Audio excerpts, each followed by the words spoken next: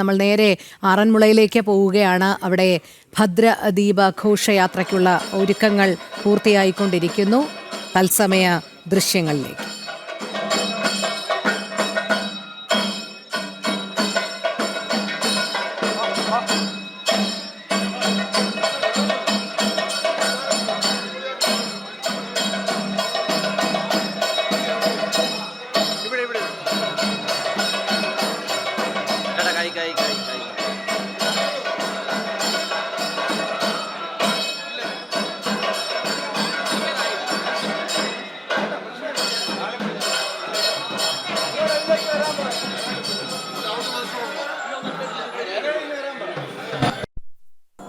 Hello,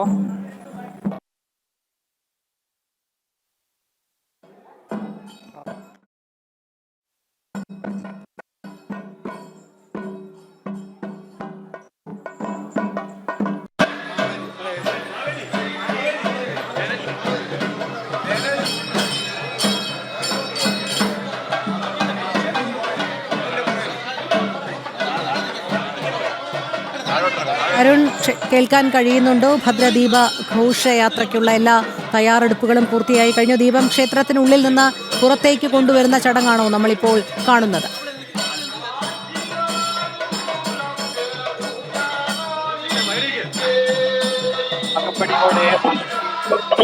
പത്രക്കടവിലേക്ക് കൊണ്ടുപോകുന്ന ആ കാഴ്ചയാണ് കാണുന്നത്. എന്തായാലും വള്ളംകളിയെ സംബന്ധിച്ചോളം ഏറ്റവും പ്രധാനപ്പെട്ട ഒരു ചടങ്ങ് തന്നെയാണ്. ഭഗവാന്റെ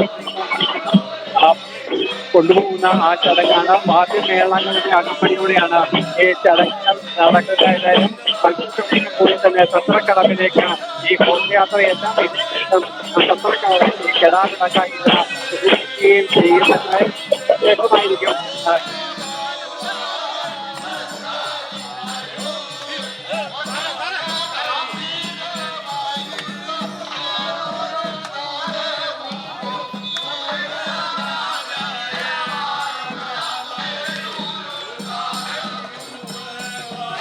ഗജവീരന്മാരുടെയും വാദ്യമേളങ്ങളുടെയും അകമ്പടിയിൽ ഘോഷയാത്ര അല്പസമയത്തിനുള്ളിൽ തന്നെ ആരംഭിക്കും. അതിനുള്ള എല്ലാ തയ്യാറെടുപ്പുകളും നടത്തിക്കഴിഞ്ഞു. ഇപ്പോൾ ദീപം ക്ഷേത്രത്തിനുള്ളിൽ നിന്ന് പുറത്തേക്ക് കൊണ്ടുവരികയാണ്. ആറന്മുള ക്ഷേത്ര സന്നിധിയിൽ നിന്നുള്ള തത്സമയ ദൃശ്യങ്ങളാണ് നമ്മൾ കാണുന്നത്. ക്ഷേത്ര ഭാരവാഹികളുടെ നേതൃത്വത്തിൽ ഭദ്രദീപം ക്ഷേത്രത്തിനുള്ളിൽ നിന്ന് പുറത്തേക്ക് കൊണ്ടുവരുന്നു. ഇനിയാണ് ഘോഷയാത്രയായി മുന്നോട്ട് നീങ്ങുക.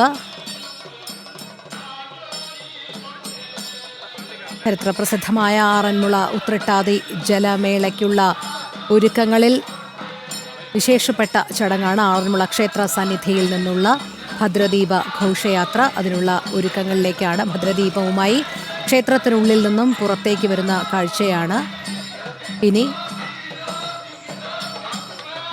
ഗജവീരന്മാരുടെയും താളമേള വാദ്യമേളങ്ങളുടെയും ഒക്കെ അകമ്പടിയിലാണ് ഈ ഘോഷയാത്ര മുന്നോട്ട് പോകുന്നത്. ഗോകുലിലേക്ക്. ഗോകുൽ, പറയൂ.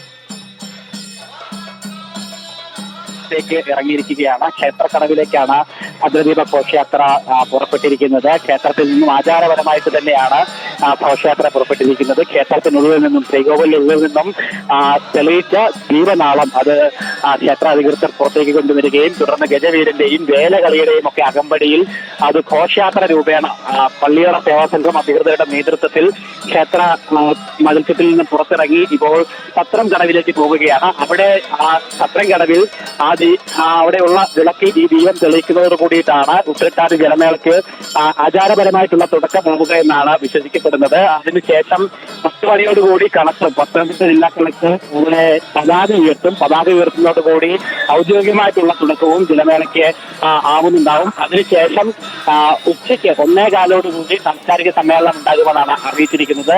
അതിനുശേഷം ഏറ്റവും വർണ്ണാഭമായിട്ടുള്ള പള്ളിയോട ഘോഷയാത്ര ഉണ്ടാക്കും. അതായത് ഇന്ന് ഈ ജലമേളയിൽ പങ്കെടുക്കുന്ന 51 പള്ളിയോടങ്ങൾ ഒരുമിച്ച് ഘോഷയാത്രയായി പമ്പാ നദിയിലൂടെ നീങ്ങുന്ന ദൃശ്യം അത് കാഴ്ചയ്ക്ക് മാത്രമല്ല അതിമനോഹരമായിട്ടുള്ള ഒരു അനുഭവം തന്നെയാണ്, ദൃശ്യാനുഭവം തന്നെയായി അത് മാറും എന്നുള്ള കാര്യത്തിൽ യാതൊരു സംശയവുമില്ല. അതും ഈ സാംസ്കാരിക സമ്മേളനത്തിന് ശേഷം ഉണ്ടാകും. 51 പള്ളിയോടങ്ങൾ ഫിനിഷിംഗ് പോയിന്റായ സത്രം കടവിൽ നിന്നും സ്റ്റാർട്ടിംഗ് പോയിന്റിലേക്ക് പമ്പാ നദിയിലൂടെ നീങ്ങുന്ന ആ ഒരു മനോഹരമായിട്ടുള്ള ദൃശ്യം. അതിനുശേഷം ആ എല്ലാ പള്ളിയോടങ്ങളും സ്റ്റാർട്ടിംഗ് പോയിന്റിൽ എത്തിയതിനു ശേഷമാവും ജലമേളയ്ക്ക് വേണ്ടിയിട്ടുള്ള ആരംഭം കുറിക്കുന്നുണ്ടാകുക.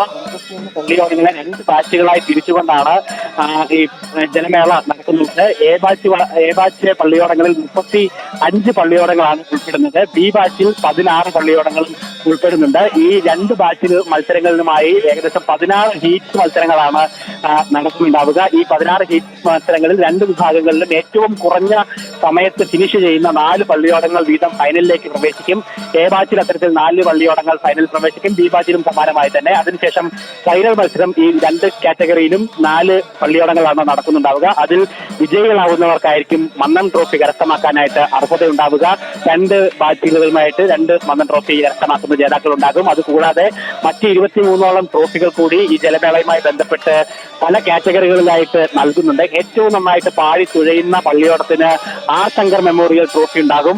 അതോടൊപ്പം തന്നെ പല കാറ്റഗറി, ഏറ്റവും നല്ല വഞ്ചിപ്പാട്ട്, ഏറ്റവും നല്ല തുഴച്ചിൽ, ഏറ്റവും നല്ല അലങ്കാരം, അങ്ങനെ പല കാറ്റഗറികളിലായിട്ട് ആദ്യ 24 ട്രോഫികളാണ് ഇന്നത്തെ ജലമേളയുമായി ബന്ധപ്പെട്ട് വിതരണം ചെയ്യുന്നുള്ളത്. അങ്ങനെ അല്ലെങ്കിൽ ആ ജലമേളയ്ക്ക് വേണ്ടിയിട്ടുള്ള എല്ലാ തയ്യാറെടുപ്പുകളും ഇങ്ങനെ പൂർത്തിയായിക്കൊണ്ടിരിക്കുന്നു. അതിന് മുന്നോടിയായിട്ടുള്ള ചടങ്ങുകൾ വളരെ വർണ്ണാഭമായി തന്നെ പൂർവാധികം ഭംഗിയോടുകൂടി തന്നെ ഇങ്ങനെ പുരോഗമിച്ചുകൊണ്ടിരിക്കുന്നു.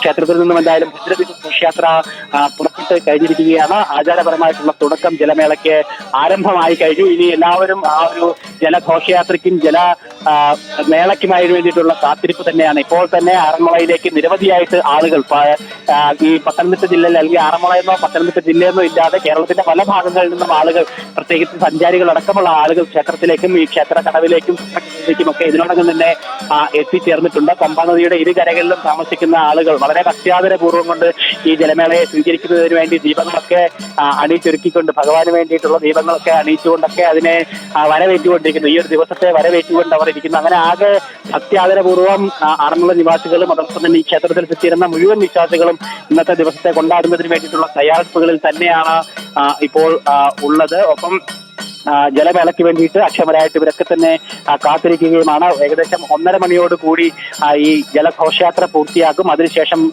ജലമേള അല്ലെങ്കിൽ മത്സര വള്ളംകളി ആരംഭിക്കുമെന്നാണ് ഇപ്പോൾ അറിയിച്ചിരിക്കുന്നത്. 6 മണിയോടുകൂടി ചടങ്ങുകളൊക്കെ പൂർത്തീകരിച്ച്, സമ്മാനദാനം അടക്കം പൂർത്തീകരിച്ച് പരിസമാപ്തി എത്തിക്കുന്നതിന് വേണ്ടിയിട്ടുള്ള തയ്യാറെടുപ്പിലാണ് തങ്ങളുള്ളതെന്ന് പള്ളിയോട സേവാ സംഘം അറിയിച്ചിട്ടുണ്ടായിരുന്നു.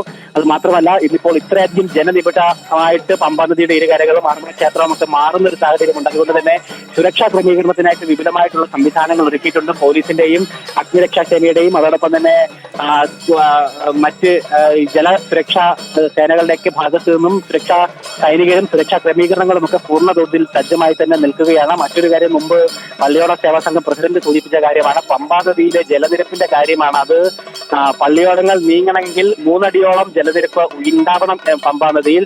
ഇന്നിപ്പോൾ എന്തായാലും രാവിലത്തെ ജലനിരപ്പ് തൃപ്തികരമാണ് എന്നാണ് അദ്ദേഹം അറിയിച്ചിരിക്കുന്നത്. എങ്കിൽ പോലും അല്പം കൂടി ജലനിരപ്പ് ഉയർത്തുന്നതിന് വേണ്ടിയിട്ടുള്ള ക്രമീകരണങ്ങൾ ഒരുക്കിയിട്ടുണ്ട്. ഈ സമീപത്തുള്ള ഡാമുകൾ, 2 ഡാമുകളിലെ ജലം തുറന്നു വിട്ടുകൊണ്ടാണ് ജലനിരപ്പ് ക്രമീകരിക്കുന്നത്. ഇന്നലെ പുലർച്ചെ 2:30 ഒരു ഡാമിലെ വെള്ളം തുറന്നു വിട്ടിട്ടുണ്ട്. അതുകൊണ്ട് തന്നെ രാവിലെ പമ്പാ നദിയിൽ ജലനിരപ്പ് തൃപ്തികരമാണ് എന്നുള്ളതാണ് പള്ളിയോട സേവാ സംഘം പ്രസിഡന്റും അധികൃതരും അറിയിച്ചിരിക്കുന്നത്. മറ്റ് സംവിധാനങ്ങളും മറ്റ് പോരായ്മകളും ഒക്കെ പരിഹരിച്ചുകൊണ്ട് തന്നെ വളരെ മികച്ച രീതിയിൽ മുന്നോട്ട് കൊണ്ടുപോകാനായിട്ട് ഈ ജലമേള മുന്നോട്ട് കൊണ്ടുപോകുന്നതിന് വേണ്ടിയിട്ടുള്ള പരിശ്രമത്തിൽ തന്നെയാണ് എല്ലാവരും ഉള്ളത്. എന്തായാലും ഇന്ന് ഈ വള്ളസദ്യ ഉണ്ടാവില്ല. ഇന്നത്തെ ഉത്രട്ടാതി വള്ളംകളി ആയതുകൊണ്ട് തന്നെ വള്ളസദ്യ ഇന്നുണ്ടാവില്ല. നാളെ മുതൽ വീണ്ടും വള്ളസദ്യ ഉണ്ടാകും. അഷ്ടമിരോഹിണി നാൾ വരെ ഈ വള്ളസദ്യ ഉണ്ടാകുമെന്നാണ് ഈ ആചാരപരമായിട്ട് അങ്ങനെയാണ് ഇവിടുത്തെ ചടങ്ങുകളൊക്കെ തന്നെ ഉള്ളത്. എന്തായാലും ഔദ്യോഗികമായിട്ട് ഏകദേശം 80-ലധികം ദിവസം മുമ്പ് ആരംഭിച്ച ആറന്മുളയുടെ ഓണാഘോഷത്തിന് ഇന്നത്തോടുകൂടി പരിസമാപ്തി ആവുകയാണ്. ഇന്ന് ഉത്രട്ടാതി ജലമേളയോട് കൂടിയിട്ടാണ് ഓണാഘോഷം, ആറന്മുളയിലെ ഏറ്റവും മികച്ച വർണ്ണാഭമായിട്ടുള്ള ഓണാഘോഷത്തിന്